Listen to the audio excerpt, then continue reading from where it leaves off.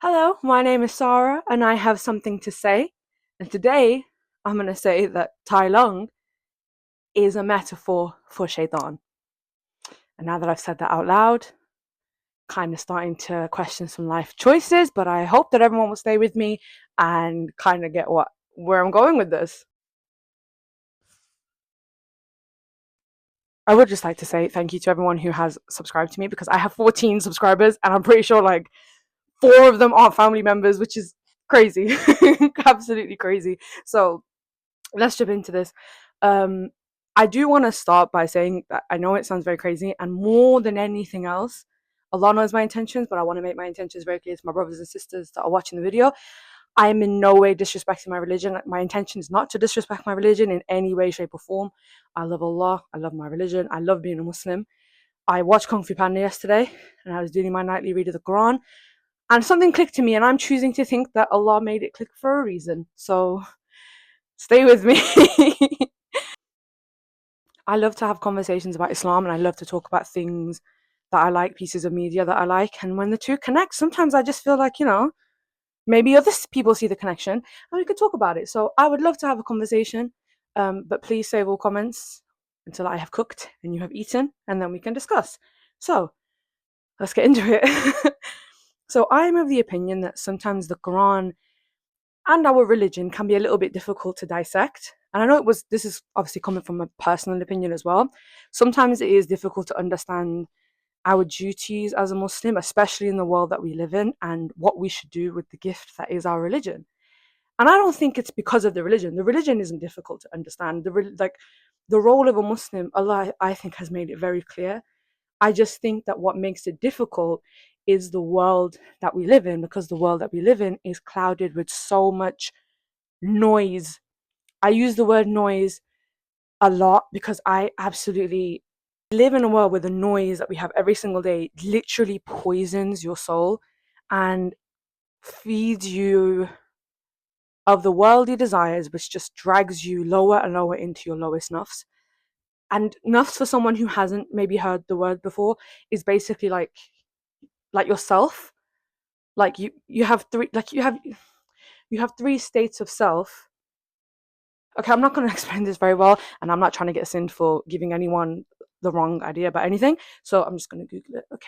The word nafs is an Arabic term used in the Quran and Islamic teachings that means self, soul, or psyche. It represents your inner being, including your desires, ego, and impulses. When applied to a human, Islamic tradition describes the nafs as moving through different stages or levels as a person grows and seeks self control. So you have three main states of the nafs. Nafs al-amra, the evil commanding self, which is your lowest state, where the self pushes you to follow raw impulses, anger, and selfish desires without caring about what is right or wrong. Nafs al-lawama, the self-accusing self, is the state of conscious, where your inner voice feels regret and guilt after doing wrong and it pushes you towards better. And then you have nafs al-mutmaina, which is the tranquil self. I might have pronounced that wrong. The tranquil self, the peaceful state where the inner self finds calm and balance, naturally leaning towards good choices and feeling at peace. So, for an example, when like you lie to your mom and it's just a little white lie, but you feel guilty because it's wrong to lie to your mom and you have that like twinge in your stomach.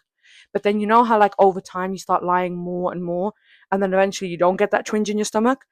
So when you lie to your mom the first time, you're in states of nafs al-lawama, which is the second state, because you had the guilt, like you knew what you were doing was wrong. You could feel guilt. But because you kept doing it more and more, you've moved down into the third state of nafs al-amra, which is your worst self. You're not feeling guilt for doing wrong things anymore because your consciousness of right and wrong has kind of gone left. I think I make sense. Yeah, so that's nafs. And I personally feel like music, free mixing, promotion of improper hijab, and just general lewdness and lust that you can find literally everywhere, especially on the internet.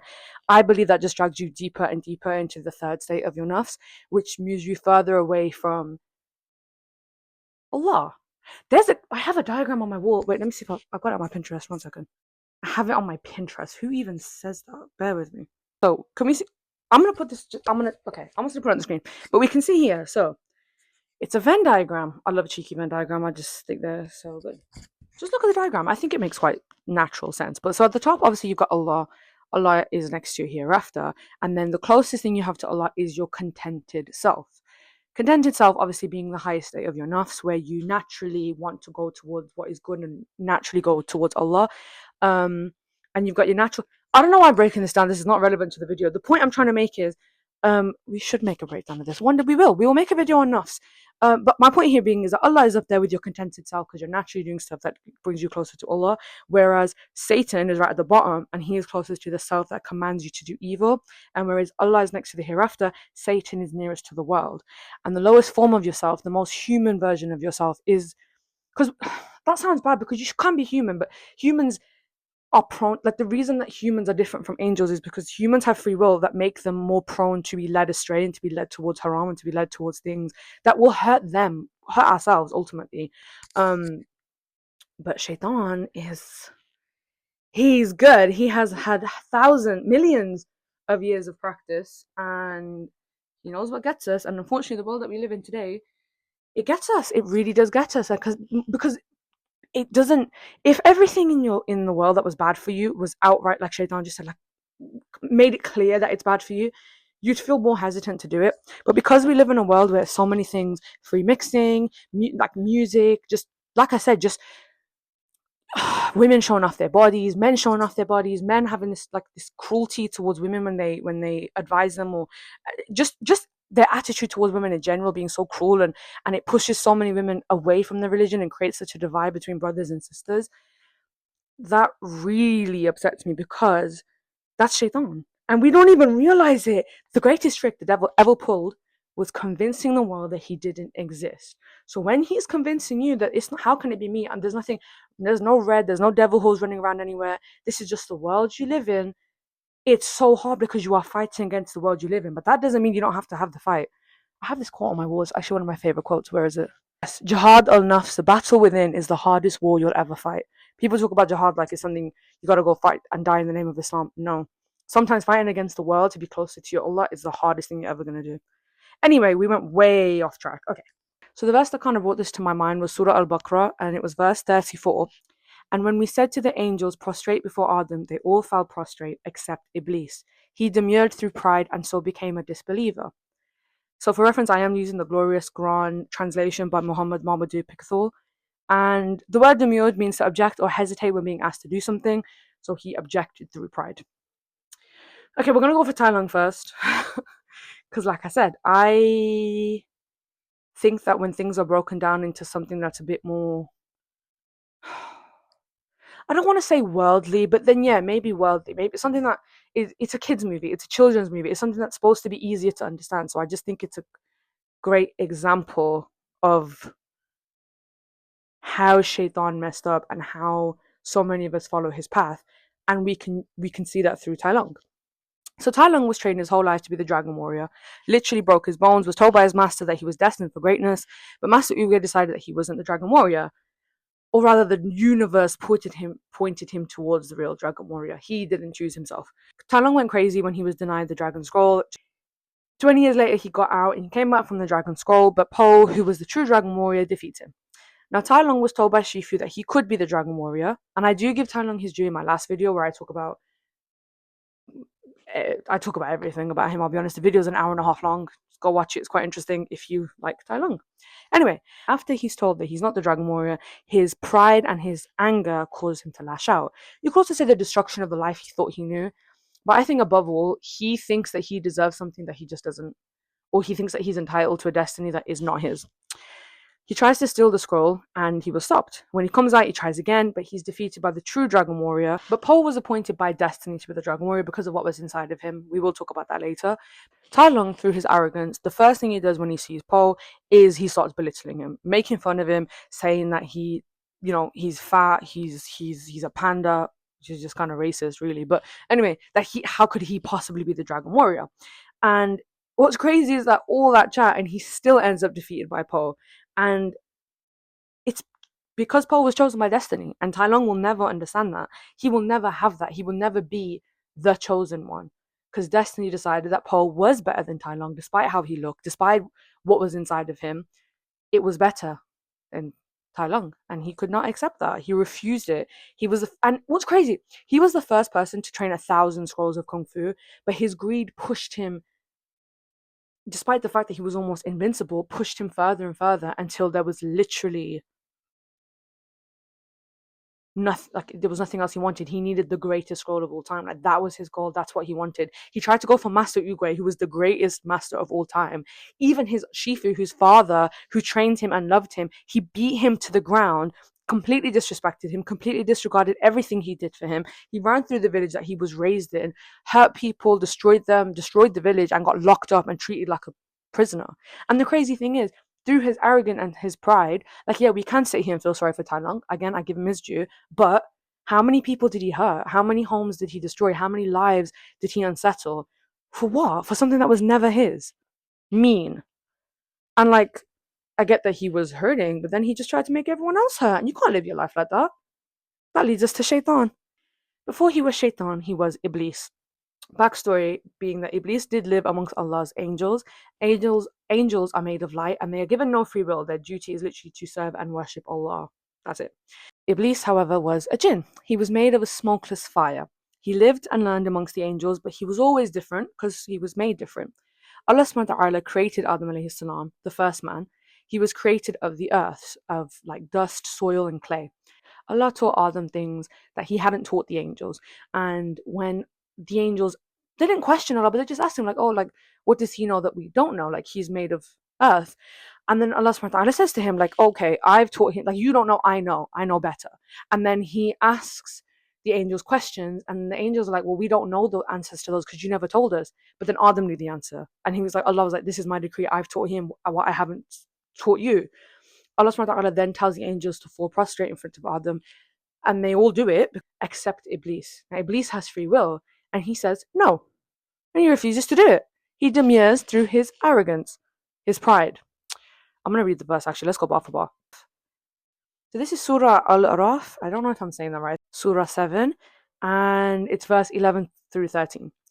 So Allah also revealed, and surely we created you, your father Adam, and then gave you shape, the noble shape of a human being.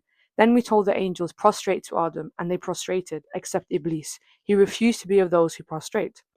Allah said, what prevented you, O Iblis, that you did not prostrate when I commanded you? Iblis said, I am better than him, Adam. You created me from fire, and you created him from clay.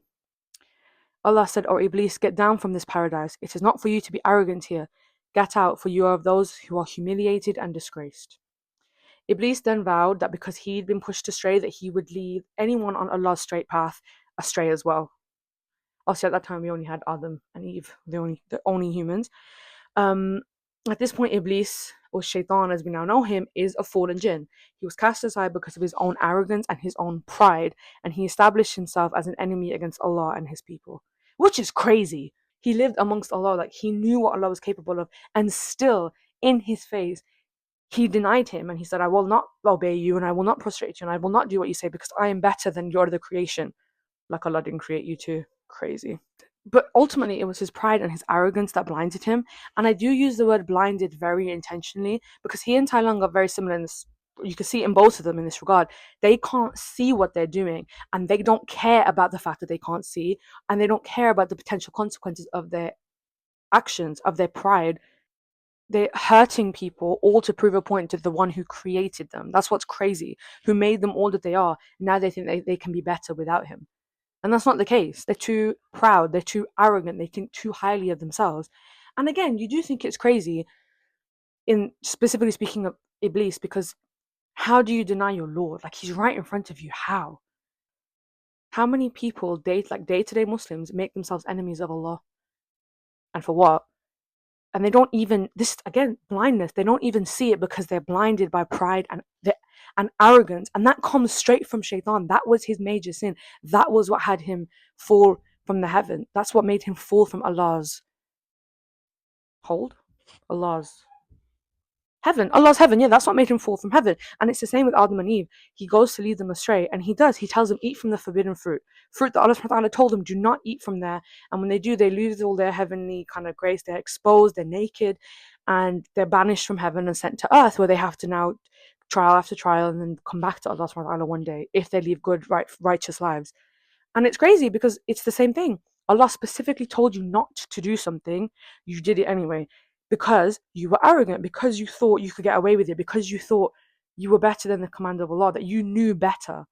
Arrogance, that is what that is. You think you know better. It's like people that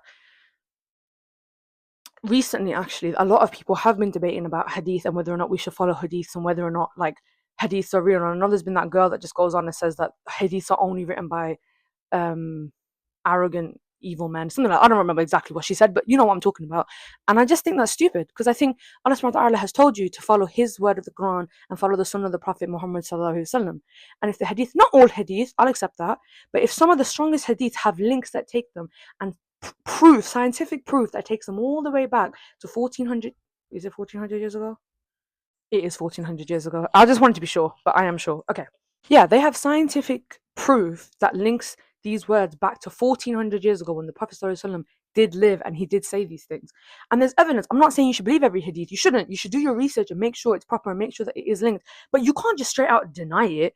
You can't just say, no, I've decided that's not how I'm going to do my religion, and that's it. I don't care. I don't care what anyone says. I don't care that it's in the Quran, that Allah subhanahu wa ta'ala says you should follow the sunnah of the Prophet. I don't care. I don't care about any of this because I know better.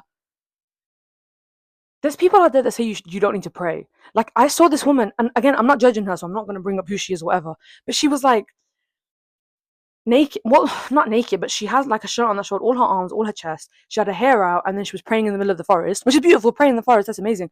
But then, like, the way that she prayed was just like she just lay her head on the floor and she was like, that's it, like, this is how I pray, because it's not written that we should have to say all the things, like say Surah Al-Fatiha and Surah Al-Ikhlas. We don't have to say those things in prayer. Like, that's not, we don't have to do that.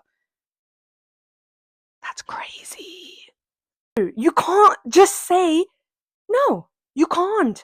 And this is where it comes in. You lot don't even deep the fact that you're doing the exact sin of Iblis, the exact sin of shaytaan, the being that is his one dream, his goal, his obsession, the reason that he lives, the reason that Allah subhanahu wa ta'ala has allowed him respite until the day of judgment is to drag as many of you away from Allah as he can. And he is so successful. And he's successful because you don't even realize he has done it. He's a genius. Oh my God. And it's the most painful thing in the world that none of you will accept it. And I can't even blame half of you because so many people are uneducated. And then, like, the people that choose to educate them are swearing at them or telling them they're going to burn in hell or telling them that, like, they're disgusting, especially when it comes to women and their hijab. Women are such a topic in today's society, in the sense that, like, they basically need to be naked. That's the world that we live in today. Women need to be naked, or they're not attractive enough, they're not feminine enough, they're not, like, yeah, just stuff like that. They're not feminine enough. You're not woman enough if you're not showing off somebody, some curve, because if you haven't got curve, you're not a woman. That's the world we live in, unfortunately. All the big celebrities, the women with the perfect bodies, the women that show everything, and that's like a look these days. Oh my God, yeah, she's naked. That, what a look. Horrible. And so for a lot of young Muslim girls, it's very difficult to toe that line between, well, shall I be a terrorist or shall I be Kim Kardashian? In the world we live in, who do you think is more treated better? Who do you think is more, in the world we live in, who's more respected? The person who looks like Kim Kardashian. Because you're going to get the girl saying you look sick and the boy saying you look sick. And that's what so many people want, because that's the goal you're being taught to chase. And it happens subconsciously. That's what's so crazy about it. It happens in the back of your mind with the media that you consume every day and the movies that you watch every day. The idea of dress naked is not at your forefront. It's in your subconscious. It's every time you look in the mirror and you're wearing your hijab and you're pushing it a bit lower, so it's a bit more neck, a bit more neck. Or when you're looking at your abaya, those butterfly abayas, you know what I'm talking about, and you've got that rope and you tighten it tighter and tighter, just because a little bit of shape, a little bit of curve just makes me look like more female. I'm still covered. No, you're showing the shape of your body. Everything. We can see it. It's out there. But it's so bad because your intention outright is not, I'm going to show off my body. It's that, do you see what I'm saying? Please understand what I'm saying. It's so deep. It is that deep. It is that deep. And it's just, it's that deep. It really is. What's crazy about shaytaan is the fact that he was never an angel. He always had free will. And I know a lot of people have this argument in their heads about, like, well, if you've got free will, then technically the choices you make are yours, but then if God decides it, then technically the choices you make aren't yours. They are. You always have the choice between good and evil. And shaitan, I would argue, is actually more blessed because he got to choose Allah, whereas the angels didn't even get to choose. It was their default, which is why I think as humans we are so blessed because we get to choose Allah. Um, and keep in mind that shaitan, just like us, witnesses so many of Allah's miracles, witnesses his greatness, and still is so blinded by his arrogance. He still denies his Lord, and because of that, he is dropped from the angels, from purity, from the heavens, and he is condemned for life. Because of his choices, it's the same with Tai Lung. Ultimately, Tai Lung did have a choice. He did have free will. Even if you want to use one example of when he does fight Shifu, his father, again, and he defeats him, Shifu does apologize, and Tai Lung, he sees his father apologizing and he does soften, and for a moment he considers it, and then he's like, I don't want your apology, I just want my scroll. And that's heartbreaking, but also that's what he's chosen. He chose that. He was then defeated by Poe because he chose to fight him when he probably could have backed down. And ultimately at the end of it, not only does he lose to Poe, but he lost everything. As even after the first time he tried to take the dragon scroll, he lost his home. Shifu says to him, this is not your home and I am not your master. He lost everything. He was condemned, and again, due to his own actions, just like Shaitan. Let me not humanize Shaitan too much because he's not a fictional character. He's a real being that is your enemy. His one job is to make sure that you go to hell with him because he knows he's going to hell. I think I've said this, but I might have said it in the part that got cut out. But guaranteed, he's going to hell. He just wants to take you with him. Are you going? Because I don't want to go. Do you want to go? Another verse that kind of resonated with me and this topic. So the second verse that I feel quite resonates quite well with this theme is still Surah Al-Baqarah, but it's from verse 118, and it says, those who do not know say, why does Allah not speak to us or a sign come to us? Thus spoke those before them like their words. Their hearts resembled each other. We have shown clearly the signs to a people who are sure or certain. It's been translated to both words. So the verse does refer to people who, in an attempt to prove that Allah isn't real and that Islam isn't the true religion, bring up stupid points like, why can't we see Allah? Why doesn't he appear before us? Like, why doesn't he speak to us the way he speaks to his prophets? Like, why? If he's real, why doesn't he do that? Which is silly Billy. And unfortunately, there's been a lot of people throughout history that employ these questioning techniques to kind of, what's the word? Prove that Allah isn't real. And that's crazy, right? That's crazy. And what's even crazy is the fact that it happens it's happened for ages. Keep in mind that Prophet Muhammad SAW is the last prophet. Islam has been going on for centuries before. And they all say the same thing. All the people that try to prove that Allah is not real say the same thing. Why don't we see this God? Why don't we? And keep in mind, it's crazy because do you know how many of these people were like idolaters that like believed in idols? You haven't even seen your God like do anything. Ever. Ever. They would like beg by the god's feet and like give them gifts and like sacrifice their children, and like, what did you gain from it? What did you gain? And I know that we don't see Allah, but we see Allah and everything. I know people were talking about, I went to watch the Odyssey recently, and Zendaya, obviously, who plays Athena, there was a scene where Athena and Odysseus have a conversation, and Odysseus, I think what he was specifically was talking about proof of the gods or something, and Athena says, who makes the lightning strike? Who makes the wind blow? Who makes the rain come? Like, is this not proof enough? And in the Quran, Allah subhanahu wa ta'ala says very similar things of like, he says a lot, there are signs for those, for example, in this one, there are signs for those, we have shown clearly the signs to people who are sure, or he says it a lot, and it's not coming into my head, which is really annoying, but just generally, like, we have shown signs, the signs are clear for the people who of understanding, people who are paying attention, essentially. Like, the signs are there, but you just have to look at them. You don't want to look at them. That's the problem. But this verse specifically, Allah's kind of saying that people have questioned for centuries, but for the people who are sure, the people who are certain in Allah, the signs are very clear for them. It's very easy for them to see. And I think you could use, for example, because I've just read Surah Al-Baqarah, this is what's in my mind, but the children of Israel are discussed quite a bit in Surah Al-Baqarah, and with the children of Israel, obviously they were the slaves of Egypt, the slaves of Pharaoh. Musa alayhi salam came to them and delivered them from Pharaoh to a safer land. Now, while on this journey with Musa alayhi salam, they witnessed a lot of miracles. One of the biggest miracles being, obviously, he struck the sea and it split for them to walk through and escape from Pharaoh. Or when they got to a land, Musa alayhi salam struck the ground and 12 springs gushed out, so that every tribe had a kind of like a water source to drink from, and they knew their separate, tribes, and there was no fighting or anything. And Musa alayhi salam went for 40 nights to gain revelation from Allah. And I think think. He's a prophet. That's what he does. And when he came back, they were worshipping a golden calf because some guy told them to, so they did it. And that's crazy because that's crazy. God has just done all this for you. You've watched the ocean be split open. You've watched water come from nowhere. All by the grace of God. They asked for like certain foods and they wanted special food from heaven, and Allah sent down food for them. Like, you have had all these miracles performed for you, and still you worship a cow, or what looks like a cow. It's not even a living cow, like a golden cow. And that's where it comes from, because oh my God, this whole video is me just picking on my niqab, I swear to God. I don't know, maybe some of the people think, oh yeah, I can see that. I can't see that at all in the slightest. Are you insane? What more evidence do you need? And this is what Allah subhanahu wa ta'ala is trying to say. What more proof do you need from the fact that the birds flutter a certain the fact that the rain comes a certain way, or the wind goes a certain way, or the planets are all made in perfect gravity and everyone's in perfect orbit and everything is made in complete perfection and in complete and amazing balance? What do people say? I was the Big Bang, in it. That's ridiculous. It's just such a crazy level of ignorance that you want to disbelieve in God so badly.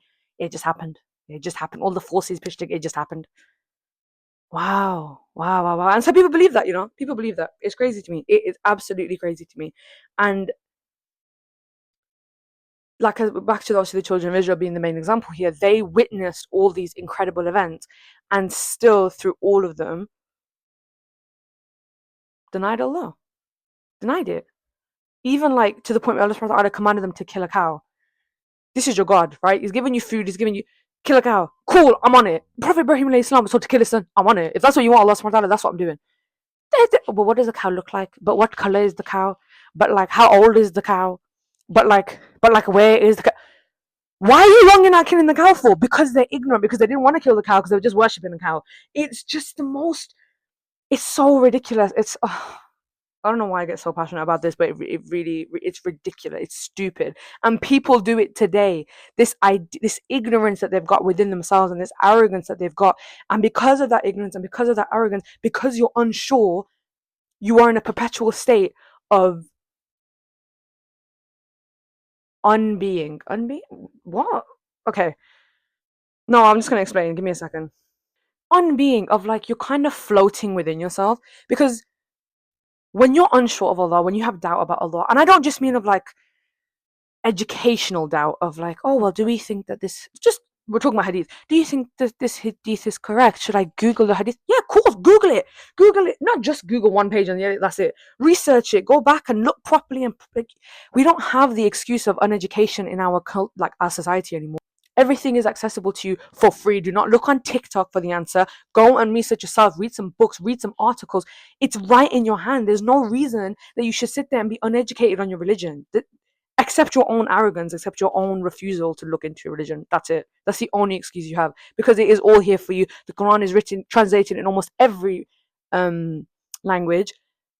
Thousands of people throughout history, even recent days, have translated it and have made explanation videos. This is the context behind it. This is when Allah says this. This is when Allah says that. Read, listen, learn. Like, gain knowledge. You don't want to. Because you don't want to, you're stuck in a state of ignorance because you're uneducated. And if you're uneducated, you'll never know the truth and you'll never be sure. And if you're not sure, if you doubt Allah subhanahu wa ta'ala, then you will live in a world of, it's not like AI. If you doubt Allah subhanahu wa ta'ala, then you will live in a constant state of unsurety. Everything, like, you won't even know who you are, because you don't even know truly who created you.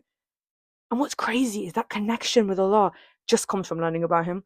You will fall so in love with Him the more you learn about Him. The more you learn about Allah subhanahu wa ta'ala and what He says and what He does. Even when yesterday I was reading the Quran again, and I can't remember what the verse was, but it's Surah Al-Baqarah, and it said Allah wants ease for His servants. Something like that, but Allah wants ease for you. He wants you to have an easy life. It was a verse regarding people used to fast like throughout the night, like they would fast on day one, and then they would fast for the whole day, and then if they fell asleep, they'd fast for the next day as well, and then eat only at that dinner time. So they fast for almost 2 days straight, basically. And that's what I said, like, no, don't do that. Don't fast when you're sick. Don't fast when you're traveling. Don't, like, if you're not fasting, do this instead. Like, He placed those rules of like, I want ease for you. This is ease. This is what makes it easier for you. And I love that. I think it's beautiful. And I think that people that also try to deny that Allah subhanahu wa ta'ala has love for women also need to go read the Quran, because this is what's crazy. It's written in so clear English. Everyone wants to talk about the technicalities when it comes to women and their responsibilities, and men with their responsibilities. But everyone forgets the overall message. Allah subhanahu wa ta'ala is watching everything that you do, and more importantly than anything else, He knows your intentions. In that situation, you've hurt your wife and you don't care, because as far as you're concerned, you're getting your right fulfilled, and she has a duty to provide this to you. But you've hurt her. You've hurt another human being, and more importantly than that, a woman that you swore to love and protect in the name of Allah. You've hurt her. Simple as that, as deep as that. We live in a world where violence and cruelty is so normal that I've said those words to you and you maybe haven't even deeped them properly, because you're like, oh, I hurt her. Hurt. What does hurt mean? You've hurt her. She might cry. And if she cries because of what you've done, what's Allah subhanahu wa ta'ala going to say to you then? How are you going to justify that then? You can't. This is what I'm saying. People don't think overall. Like, I think a lot of women are very like, if my husband told me, like you have to obey your husband, for example. I don't want to obey why should I have to obey my husband? If you've done your Islamic duty towards yourself and you have chosen a man who fears Allah, then when your husband tells you to obey him, he will not want to hurt you, he will not want to upset you, he will do what he must do to protect you, right? Because that's his duty by Allah. Your duty by Allah is to obey him. You want to go out, he says don't go out. So you don't go out because you have to obey your husband. Whatever you were possibly going to do outside compares nothing to the rule that you've just got, because for the sake of Allah, you agree to your husband. I have an auntie who, her husband used to be quite strict on her, and I had this conversation with her because from the outside looking in, it looks very much like you're just being abused, babe. But when I spoke to her, she was very like, yeah, but ultimately, like, I'm pleasing Allah, and that's what matters. I'm not hurt. He's not hurting me. And maybe I'm missing out on a few things, but Allah subhanahu wa ta'ala is happy with me, and that's what matters. And that's it. That's the most important thing in life. If you've pleased Allah subhanahu wa ta'ala, think about that. As a man, the next time you try to stick it on your wife, because I don't even think that hadith that's true. Research it. I don't know. Maybe I should research it too. I probably will. But I mean, overall, that may be the technicality and the technical ruling, but you have a protection over this woman, and you have a duty over her to keep her happy and to keep her safe. And if she's not safe from you, then maybe you need to have a long look in the mirror. But as I was saying, in terms of this kind of like having this doubt about Allah and having this uncertainty, I think a lot of people that comes from, as well as uneducation, it also comes from the distance that people create between themselves and Allah. Allah is not a being that's sat up in heaven millions of miles away from you. You'll make a dua, every once in a while he'll accept it, and every once in a while he'll listen to you, and he keeps you alive, but like, that's about it. The rest of it, off you go. Allah subhanahu wa ta'ala is closer to you than your jugular vein. Do you know how close your jugular vein is to you? Allah is even closer than that. And that's a whole saying that we could like pack into, just for the fact that Allah subhanahu wa ta'ala used the jugular vein as the metaphor. Think about it. But you think about it. That's your homework. You think about that. And it's crazy because through Allah subhanahu wa ta'ala and through his religion, so through practicing patience, prayer, love, kindness, generosity, and just overall gratitude for everything that you have, even your suffering, you will find Allah's mercy. And within his mercy, you will unlock a level of life that you never thought you would ever find. And I speak to this from experience, genuinely. It's the most freeing feeling because above everything else, you find such a deep love for who you are. I feel like the world that we live in, they make so much money off of everyone's insecurities. Makeup, Botox, fillers, weight loss, pills, da da da da. It's the world we live in. But with Allah subhanahu wa ta'ala, you accept yourself for who you are.